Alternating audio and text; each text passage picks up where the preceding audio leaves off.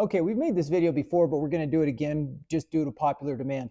A lot of folks have a recliner that has a button installed on the side, whether it's the left side or the right side, doesn't matter. It's just a button. But a lot of times if you're having shoulder surgery or you just can't reach over that arm anymore to get it, wanting to replace it with the remote is really handy. So we're going to show you how to replace it with the remote and how to know if this remote will work for you. So on this particular button, you'll see that this button controls both of the base, and it also controls the headrest up here. So it has two different motors. So that's what we call a double motor remote. Now, if you just have a single motor recliner, that's fine. We can get you one of those remotes as well. But for this illustration, we're going to show you the double. It seems to be one of the most popular. So you'll see on this one right here, what it has is we have two different connections on the motors. And you'll see that one of them is a 5-pin connection.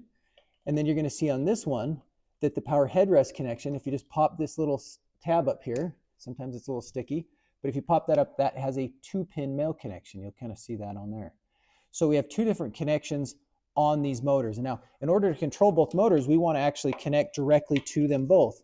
Well, so this is one of the remotes that we really like to use for it. It's a great remote, very simple to use, big buttons, so it's easy to use.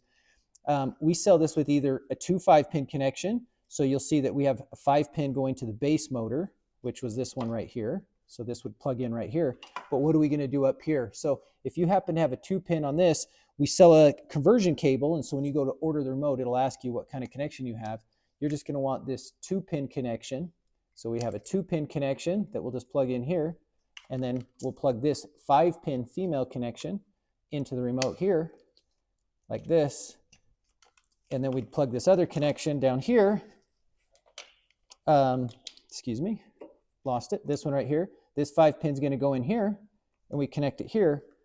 And then you'll see that this remote now is taking over, and we can control this, both power headrest and power foot, with this remote. So if you're looking just to quickly replace your button, that's how it's done. Obviously, this shows you from a clear version that you can see through, but the process will be the exact same on yours.